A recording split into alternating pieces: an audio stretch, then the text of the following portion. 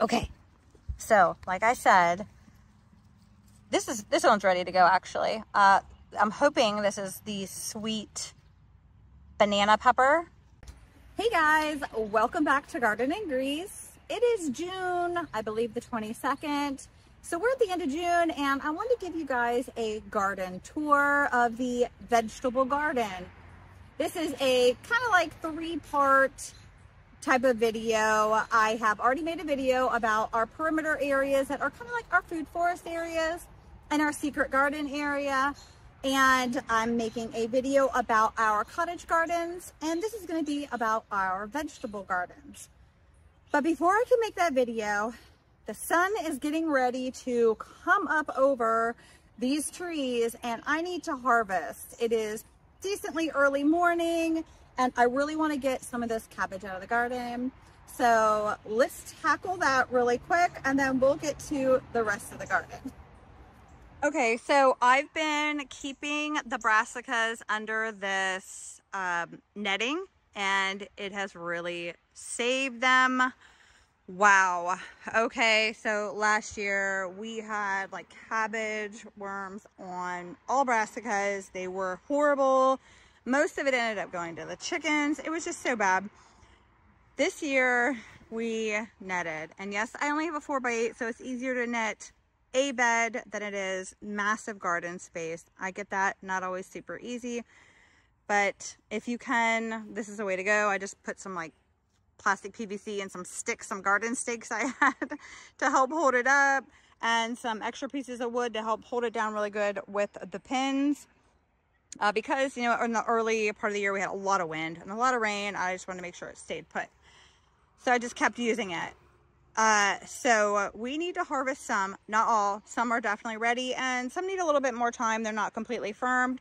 Like our red cabbages are just starting to head up, and some of the green cabbages, once I harvested a few already this year, it gave space. Like this one was crowded when I took out some of my broccoli, cauliflower, and cabbage, which yes, it still looks super full.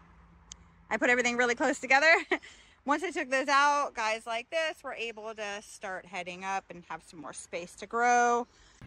So it's a little bit of a pain in the butt to have it always covered. Every time I water, I want to get up underneath of the plant, so I have to move a piece of wood and lift this out, which I had already done this morning. I watered just a little bit ago, so I didn't have the stakes put down. All right. So these are our brassicas, and I'm checking for like super firmness right now. And that one, oh, it's much bigger than the others. These are, I'll put the packet on the screen. These are only, cabbage head's supposed to be 6 to 8 inches large, and that one's pretty big, but it's not that firm. This one's smaller and it is super firm. We're gonna take that one out. This is very small, but really hard. One's for sure ready. Let me get in there. And I cut right at soil level and leave the roots down in there.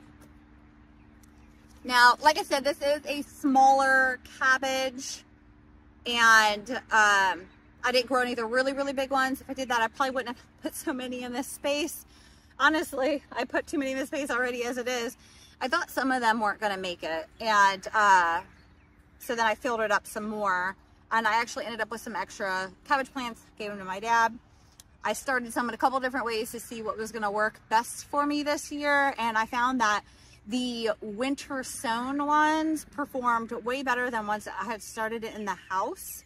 So in next year I'll be doing my spring crops as winter sown as well. I am going to put some more cabbages, some more brassicas out for a fall garden. I'm not ready with those yet. I'll be starting them in the next couple weeks. I'll be getting those ready to go. So my chicken's going to end up getting all these extra leaves on the outside. I know that there's plenty of things I could do with them, but I like giving the chickens some nutritious food from the garden. Like I said, that is a pretty small head, but it is like super firm, and I'm all out of the cabbage that we had pulled out a couple weeks ago, and I really want to make some coleslaw for dinner tonight. So this one's going to go towards coleslaw, and then I'd also like to get another jar of fermented cabbage going. I'm all out of my fermented cabbage as well, and I enjoy that. It's really good for your gut health. So I'm going to pick another head for my fermented cabbage. Oh, we're going to take this guy. Okay, these two here in the middle.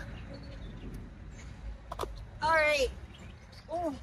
You know, I did order and get more cabbage seeds, the same as this. And I want to say this is like a golden acre or something like that. I might put an order in for my spring and try some of the really big heading ones. I don't know. I think that would be kind of fun and cool. I might even just make another bed somewhere else, like in-ground bed, and also try in-ground, but I'll still cover it, and then also have the raised bed. A lot of the things that I started in ground haven't done well, and I want to give a little encouragement to anybody that is starting a new garden, or this is their first year they've had a garden and you're not seeing the results that you want. It takes some time to get good soil rolling. You're going to have pest problems, especially in the beginning. And some of them you can't help. You just, you know, use these type of things and you're always going to have a problem with some pests. But once you get your soil really working for you, you start to get the good guys coming into your soil, the good, a good buildup of microorganisms going, you know, throwing compost in there and working it into your soil. Even if you do no-till, you still are adding compost to your soil, and all the worms and all the organisms are working it down in for you. Like, we have clay soil, so they'll start to combine, and I have areas where I've seen that, where the upper layer has been working with that lower layer of clay and helping to work it in really good. Now, it's going to take a few years before I really see good return on that work in that soil. So my in-ground beds, mind you, this is only our second growing season on this property. So all the beds and everything, it's all been done last year and this year, built, put in, soil worked. I don't buy expensive back soil for anything. And honestly, I don't really feel like that's the best route to go anyway. So working garden soil and compost together, and we use manures, aged manures. And that has really helped my tomato bed. It's its second year growing, and I can see a big difference in the soil health helping our plants, because we do a lot of intensive, if you can't tell, a lot of plants in small spaces, because we're just growing in our backyard and we don't have massive fields to work with. So I can't really afford to have a lot of loss when I only have one 4x8 bed of brassicas. But anyway, kind of digressed on that one. This is our second cabbage. So that'll be awesome. Let me show you a little bit more what we have going on in this bed and what I'm going to do with that space now. Oh, let's feed these to the cheeps quick. That'll make them super happy. Okay, so we still have the teenagers separated from the bigs, because one of the bigs has been a big bully. Here you go. I'm just going to give them a couple there. It's okay. They still got some watermelon chunks. One of the bigs has been a really bad bully, and we were separating her from the whole group, but we really felt bad about that. So we just have divided the run in half and have the bigs over there and the littles over here. And there's gaps, but nobody can get through those.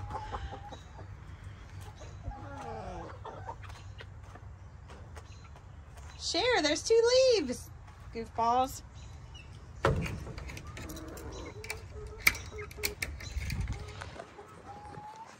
Yeah, we felt bad taking Goldie away from the other girls. You know, they're a family, so they're happy together. Even if Goldie is like super mean. I mean, not even just like a little bit, but she was really bad. Like, we were worried about the safety. Okay, here we go. There you go, girls. gotta clean the run. Oops, sorry. So we haven't been having the chickens run around the yard very much lately, like we did before. And there's two reasons. One, when the garden was small, they were getting up and they were scratching out all my seedlings. So I didn't want them in when the garden was small. It's big now, it could handle it a little bit, and they're less prone to jump up in if the beds are really full. But two, our dog, our big vicious dog, Gertie, sunbathing in this almost 100-degree temperatures. It's crazy. She would love to get her mouth on a chicken. So even though she's the sweetest dog ever, she has some built-in instinct to go for smaller animals. So they don't share the yard well. And our chickens aren't scared of her. They will go right up to her, and you know, she's been pretty good about it, but we know what she wants to do. Anyway, okay. So I'm going to close this up so we don't have any unwanted guests, but I'm going to show you. My onions in here look sad because it was so packed full of cabbages, but they are bulbing. So I'm pretty stoked about that, and they're still really green and beautiful, so they're doing good. There's some back there in that corner that did really good. So everything on this western side of it is doing great because it was able to get the sun when the sun came over here. Now I'm going to pull out, you know, some of these leaves like this, but I am going to now mulch. See everything that was really covered, all the onions that were really covered by cabbage leaves? Just, it'll be like spring onions basically. We're just going to eat them like spring. I'll probably just actually cut those and we can have them in their dinner. But I'm going to put mulch in here. I want to put more brassicas back into this bed, and in the time frame that I have left, I could do like some lettuce, but it's been almost 100 degrees here, and I have a couple of selective areas I am growing my lettuce in. I'm going to put some down in here in the shade of the tomato plants, and I have some on the side of the house where they'll fare better because this still gets good sun right here. So I'm just going to mulch it and let a lot of this space rest until the fall wave of brassicas is ready to go in. I was thinking about doing carrots in this bed, but this bed and our, it's like a miscellaneous bed. I'm just trying to work the soil to get it going really good in these two beds. And so I just threw some like summer squashes in there, some cucumbers and some beans. Some of just miscellaneous things that if they do well, that's great. If they don't, they don't, and that's fine too. I'm just trying to get the soil active. But both of these beds, I did a hugelkultur concept, and I didn't have the as much money as I wanted to purchase garden soil, and I didn't have enough compost. So you can see that there's still, if you look, that's quite a few inches of space that does not have soil in it. So I don't think that there's enough depth to get good, straight, beautiful carrots. I could do the little miniatures, and I might, but to get a good carrot harvest before like the roots of the carrot hit down to where that wood is down in the soil. If I would have filled these beds higher, I could have pulled that off. But I just didn't, and you know, I have a budget I stick to. I try to at least, and I hit my budget on everything pretty much this year because we built new beds. So anyway, I'm just going to put some mulch, and mulch that I use is our grass clippings, our dried, semi-dried up grass clippings, because, well, it's free and it's good. It'll break down and it'll feed all those microorganisms in the soil, and that's what I want to do. I want to keep microorganisms active and eating and making the soil great, because like I said, every year your soil is going to get better and better. Just keep feeding it and taking care of it. All right, so what else we have in here? We have cauliflower, and it's shielding itself. It's kind of blanching itself for now, at least. That's beautiful. We had harvested an early head of cauliflower, which was like super, I didn't expect it. It just happened. We had one head of cauliflower go bananas. And some of these back here on this side are really tiny. Get a lot of competition for sun, and we'll see if they work, like if they make it in time. I think they're going to do okay. I think that, you know, like this guy was a tiny little twig, smaller than these little, I think these are cauliflower. And once I cut some of the broccoli and stuff out of here, it opened up some space and some sunlight, and this little guy started growing. So I think that's going to happen when I pull that cauliflower out, and this one, it'll open up some more space, less competition, and those ones might take off. So almost like succession planting, but not really. Just good timing.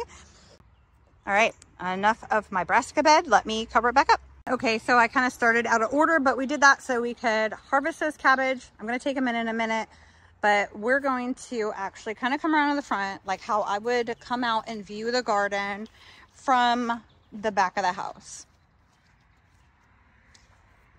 So I would enter the garden this way. And yes, I always have a hose out because I still hand water.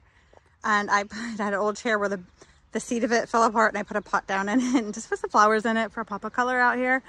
The first bed we have, which gets more sun than any of the others, because of that is north, that's east, and that's west. And to the east, we have massive trees. So we shade, I think it's like almost 11 right now, and most of the backyard's still shaded. Back there it isn't. But then even in the west, we have some pretty decent trees. So midday is when we get our sun. But from the east, it kind of shoots through the house here in the garage. And this gets it, well, from the south, I mean. So this is our pepper bed. In our pepper bed, none of my beds are just one thing, but they're like a majority rules kind of thing. So pepper bed, because that's a majority. But we have onions, which actually aren't bulbing as well. And there are different varieties, so that might have something to do with it. And I tried a couple different growing methods to starting to see what was going to work best. And I think I have an idea of what worked best, and I don't want to say anything until I know for sure. And whenever we all start sowing seeds for next year's harvest. But I have a mixture of peppers in here, basil, we have the onions, I have just miscellaneous flowers around for pops of color, cosmos, I believe I have a marigold that is in here that is actually got a beautiful flower, but I don't see it. Sage in the middle, that was left over from last year. I actually divided it, and it's already huge. It's got flowers on it. Beautiful marigold right here that got huge. Didn't kind of expect that. Marigold. Thought it was a shorter variety. Guess it wasn't. But in here, if you see, I've got Hungarian wax peppers here. This row is sweet banana peppers, and there's actually one in the back we're going to harvest on this video. There's a pretty big Hungarian wax back there. We'll check that out from the other side. Orange bell peppers here. So we have like a row of 4 plus some. Yeah, a row of 8. They had 2 rows of 4 making 8. And this definitely is not an orange bell pepper. So I messed up. I think it was me, or maybe it wasn't me. Neither is that. That is not an orange bell pepper. So surprised, and hopefully it's not hot. We don't need too many hots. I needed some, but not too many. And then this is a hot pepper that somebody had given me, and she didn't know what it was, like what kind. I see some flower formation on it, but it shot up really high. It was a really good, healthy, tiny little guy. But now it's big. All right, so in this corner, I have a 4 block. I did a block right here. I don't know why I changed it up, but we have a lunchbox, sweet little peppers. And this right here, a block of yellow bell peppers. If you go to the store and buy yellow, red, orange bell peppers, they're way more money than a green bell. It's beautiful. Wow. I'll let it go longer. And this is one of the sweet bell peppers. I mean, sweet banana peppers. I'm thinking about harvesting today. When they are close to the ground like this, I worry about them getting ate by bugs. We have some fireflies there. This is, I believe, still a sweet bell pepper. This is a miscellaneous one I had laying around. A bird actually plucked this literally right out of the ground. I watched him do it. There's a bird that's been making a nest, a bunch of them, but one in particular I've been watching, a robin, and he's been pulling the mulch out of the gardens, and he came over and plucked this guy up and then dropped it. I think he realized, whoa, that's not what I thought it was. It's been really cute.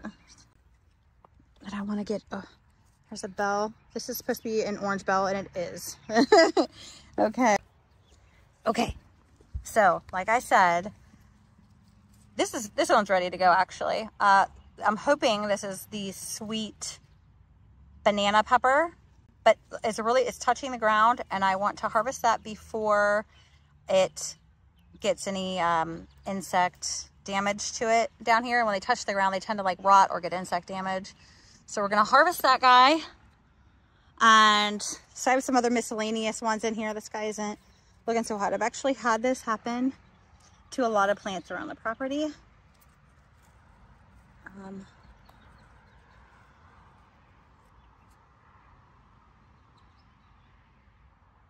I don't know all of the diseases and bugs. So if one of you does, it's happened to random plants. The elderberry, some of the fruit trees, just random plants. So I don't know. I do it a really wet spring, and now we're super hot.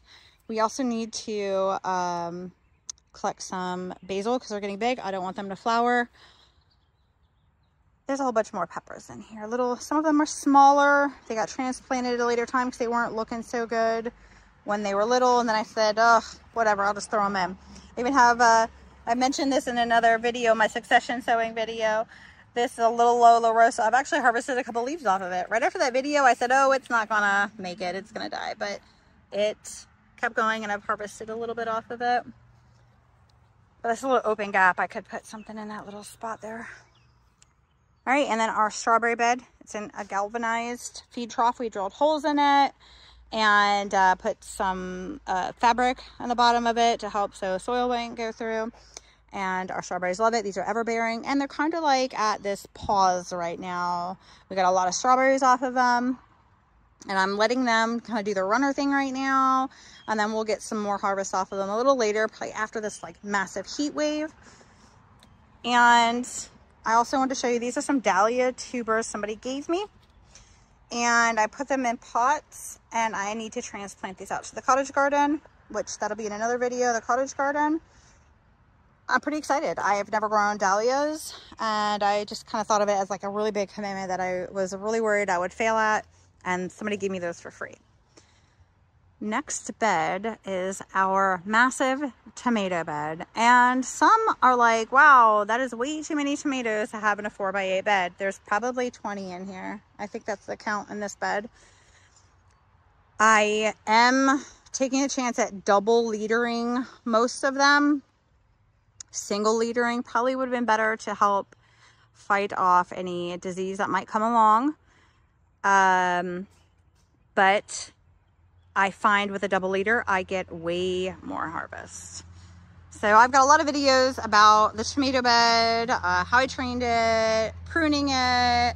I'll just give you some looks at the tomatoes that are coming on. Oh, and I have cosmos, marigolds, chives. I even have basil in here. It's really shaded this year because there's even more tomato plants in here this year than last year. So it's a little leggy looking because it's not getting a lot of sun. But as I start to prune these lower leaves more, they'll get more sun. So we have tomatoes there. I have a lot of different varieties. Some beefsteaks, some paste tomatoes, some random, like I have black creme in here. I'm not sure which is which right now. I have tags and everything. Look at this cluster. Look at that intense cluster. I honestly think that's the Sheboygan. I could be wrong. Yeah, the Sheboygan. I'm excited to try these tomatoes because they put on massive clusters and tons of tomatoes. I hope they taste amazing. There's some paste tomatoes back there. Look at these. Oh, wow. Sheboygan. I think it's more flower and tomato than it is leaves. It's insane. Tomatoes. That's the black crema. I think that's what that tag says. So we've got a lot of green tomatoes going. I have another bed actually where they're almost ready to harvest right now. I'll show you those. These are cherry tomatoes. So I did most of the cherry tomatoes up the cattle panel and weeding. And I did say in my last video, I'm going to trim my lower leaves. I haven't got to it. So I need to do that today. Trimming lower leaves today. I mean it.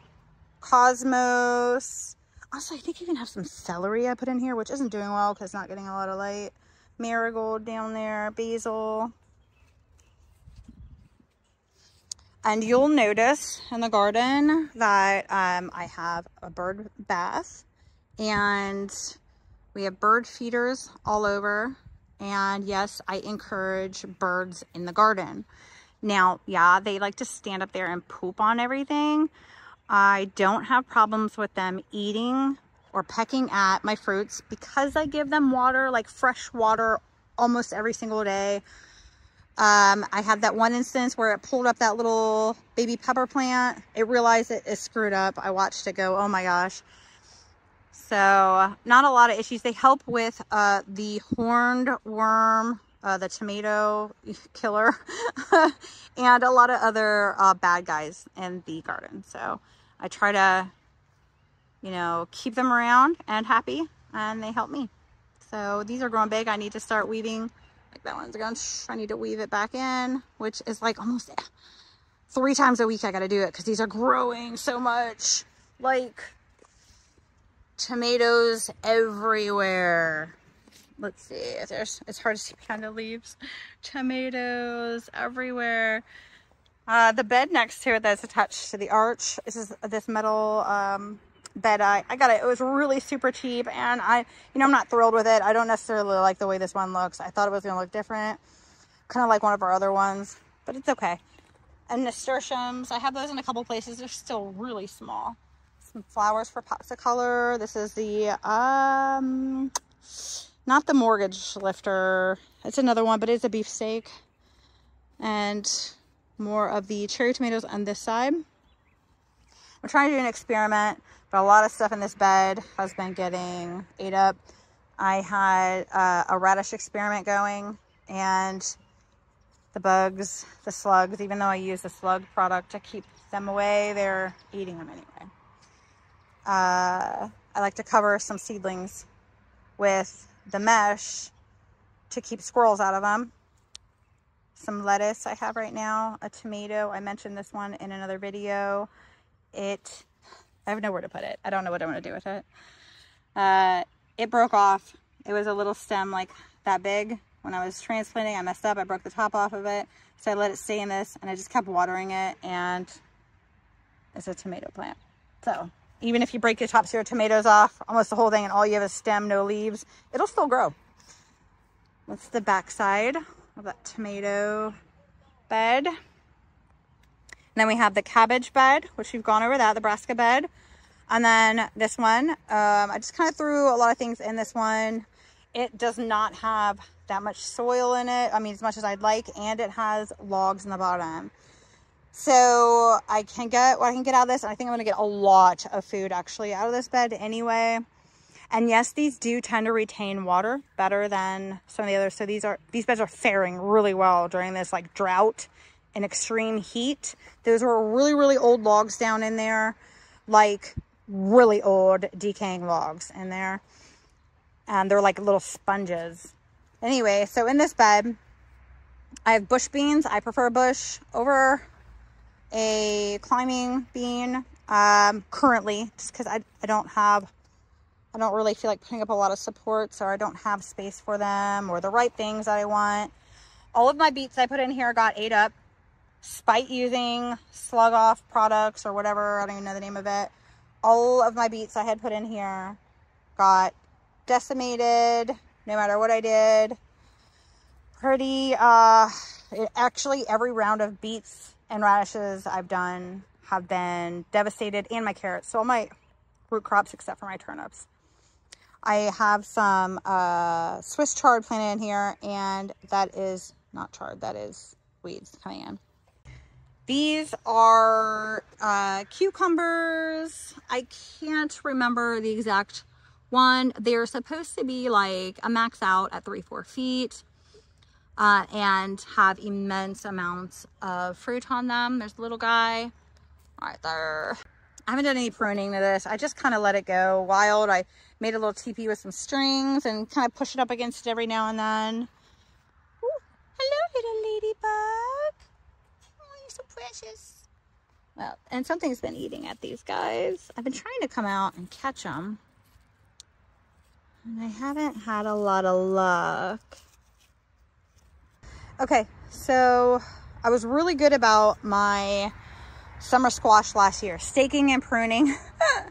This year, not so good. I need to get in here. I'm gonna try to stake. I know it's a little late in the game, but I am gonna try to do some staking or training them to come out of the bed because they're getting huge. There is 4 technically. One was planted later, not that long ago. I also have a nasturtium down here. It's getting really shaded out. I've got some fruit coming on that did pollinate. There's one back in there of the crookneck. So I have 2 crookneck in here. And let me come around. Oh yeah, you yelling at me? You want treats or are you just laying egg? See, something is chewing on these guys too. This is a zucchini Black Beauty, which I really liked. Last year did me really well. And there's another Black Beauty. It's a smaller one here, actually, here. I hate working with the summer squashes. They're so spiny when you touch the leaves and stuff. I have to wear long sleeve shirts. It's been in the 90s. It's been really hot, almost 100 degrees. Wearing a long sleeve shirt and gloves and working with these guys. Otherwise my skin itches are really bad. I just do not like it. But I do need to prune the lower leaves and like really damaged leaves off and put a stake near it. Now I don't want to get too close to it now it's pretty mature, and string it up. And that's what I did last year, and I was really able to control how much space it took up in my raised beds. So I had 2 last year, 2 of the Black Beauty, 1 or 2 crookneck, which didn't do well because I put those in in-ground beds. Like I said, all my in-ground beds didn't do all that great. But I had a lot of fruit off of just 2 Black Beauties, sharing it, you know, 'cause not a lot of people really like zucchini. I put a couple zinnias in here for some beauty and pollinator activity. Those didn't go in that long ago, so they're just little tiny things. But yeah, so that's that bed. Just kind of throw in the rest that I didn't plan for. You know, my concentration usually is the peppers and the tomatoes. Those are my top priority things. My onions as well. And then everything else. Well, I love to have the cabbage and brassicas, but this is the first year I've had really great success because of using the netting. So those are a priority. And everything else is like, if I can find room, I put it in. So we put this bed in, and I've been able to grow the other things, which I generally mix beans into other beds. I didn't do that this year. I put them all in here, and it's not a lot, but we'll do another succession of them. Back here, oh, so the back end of the property, we have this sidewalk that goes to nothing. We put a cattle panel trellis because my loofah, we're growing loofah up the cattle panel, and I think that'll be really cool having loofah hanging down all over us. I keep saying I'm going to grow something on this side of it. I know the loofahs are going to get huge though, but I'm thinking something that'll grow kind of quick, maybe some more cucumbers or some yard long beans. I'm not sure. I do want to put something over here along this side. But anyways, I have some winter squash over here Only if you've really made it. It's because a lot of bunny pressure back here. Only like 1 or 2 sunflowers made it. I have asparagus back here, which I grew from seed. I don't have really high hopes because we have black walnut trees all around. They don't do well with black walnut. Now, on this side of the sidewalk, I have got some sugar baby watermelons in. I didn't have good luck with them last year.